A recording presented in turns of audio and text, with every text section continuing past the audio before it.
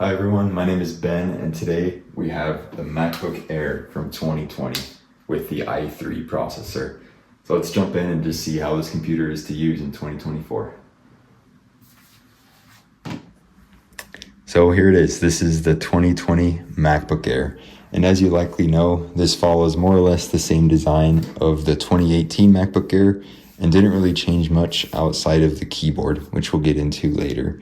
But this MacBook Air has aged really nicely. There's something just classic about this wedge-shaped design, and there's simply nothing that can beat just the solidity and just the solid metal feel of these MacBooks. So even today, even 4 years later, this laptop feels amazing in the hands. So let's get into how it actually is to use it. So when you open it up, you're greeted by a beautiful 13.3 inch 16 by 10 display. And if we compare it side by side with a more modern MacBook, like this 16 inch MacBook Pro with the ProMotion Pro Display XDR, they're remarkably similar in terms of just their color reproduction and the overall image quality that you get. They're very similar displays, and there's really not much that you're losing outside of ProMotion that you get on these newer MacBooks with that 120 hertz capability. Really, it's still a very beautiful panel. It's super pixel dense, and as long as you're okay with the smaller size of it, it's a great place to be. The other things that make this MacBook a good place to be is this keyboard and this trackpad. The trackpad, of course, is the Force Touch haptic trackpad where you click on it at any part of it and it just feels the same with a satisfying haptic click. And then this keyboard. This MacBook, of course, in 2020 killed the butterfly keyboard on the MacBook Airs and gave us a scissor switch keyboard that is simply fantastic. It's just a top-notch keyboard. It's satisfying to type on, and it's just good. It's hard. But this computer isn't all perfect. There are a couple of things that will make it difficult to use in 2024. And the first of those things is just the overall performance.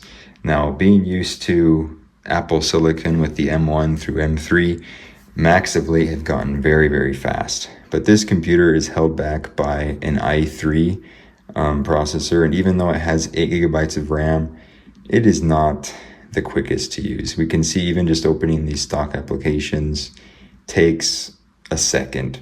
As we open them, it just needs a little bit of time to be able to load them, and it's not a slow computer by any stretch, but when you start to put it through its paces, it does need some extra time to process, and the fan will spin up, and it obviously just needs a little bit more patience than a newer MacBook would. But for all intents and purposes, if you haven't used Apple Silicon, the performance is okay. It's able to get by, and obviously it's handling me opening up all of these applications more or less fine. It just is a matter of, if you've experienced Apple Silicon, if you know how fast it is, this is going to feel quite a bit slower. The Apple Silicon these days is just so fast at opening up applications, and it almost doesn't even have to think. It just opens everything and glides through anything you can throw at it. So this is a little bit of a departure from that, but it's not necessarily a bad experience. I think you'll notice most a little bit of that lag when you really start to have a lot of Chrome tabs open, when you start to be doing anything more than just basic word processing or web browsing. That's when it puts it through its paces. The other downside to this computer, of course, is the battery life.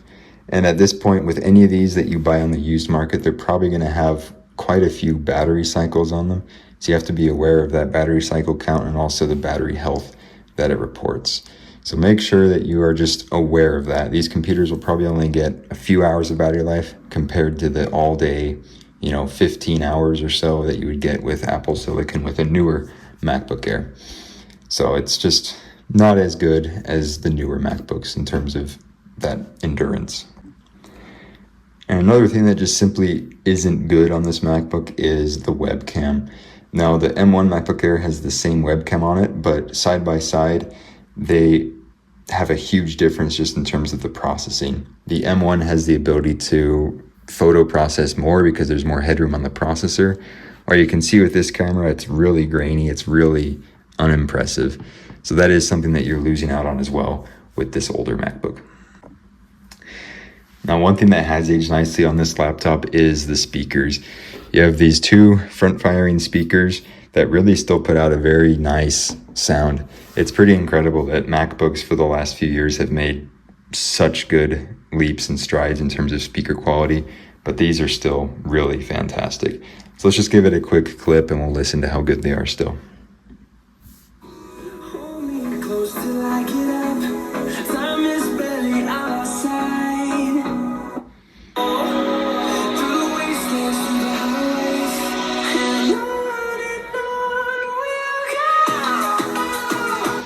So still really fantastic speakers. So I just want to take a second to look at the prices that these are on eBay on the secondhand market. And we can see we have them for fair condition for about $330 and going up from there. You can see some of them for $350, and then for something that's in really good condition, it goes up all the way up until around $500. So is it worth it for that? Let's go ahead and answer that question. And it's really hard to answer that question because this MacBook still, in just about everything that it does, is still a fantastic machine. It's super well built. The keyboard is excellent. Touch ID is flawless. It works amazing. And it just does so much right still. But just with the existence of the MacBook Air, the M1 model, that's just a little bit more money on the used market, maybe about $150 to $200 more. That computer does so much more right with the performance and the endurance that it makes it super hard to feel like this is worth any of your time. Now, for those of you that are totally fine with word processing for web browsing, just for the basic things, and think this MacBook is good enough for you, I would just give you one more thing to think about, and that is software support. Now, we don't know yet when Apple is going to pull the plug on their Intel machines, but we know from recent-ish history with PowerPC that Apple was relatively quick in dropping support for PowerPC once they moved over to Intel. And this probably only has a year or maybe two of software updates left, while the M1 MacBook Air is still being sold by Apple in 2024 and probably has at least 3 to 4 or even more years left of software support.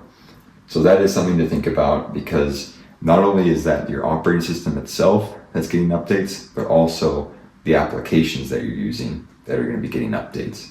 So that's a serious consideration, that if you're saving $150 by getting one of these machines, you're going to have to think about that cost as well of this computer might not be usable for what I need it to do in just a couple of years. So that closes my thoughts on the 2020 MacBook Air. It's still a fantastic machine, and honestly, the performance of it has been impressive. It's better than I thought it would be, to be honest, with being spoiled for so much time with Apple Silicon. But all things being considered, I cannot recommend this machine. I think it's far worth it to find something that's newer in the M1 or even the M2 MacBook Air. I think your money spent on those will be far, far worth it. So thank you so much for your time. Please let me know below any of your thoughts on the 2020 MacBook Air. Thanks.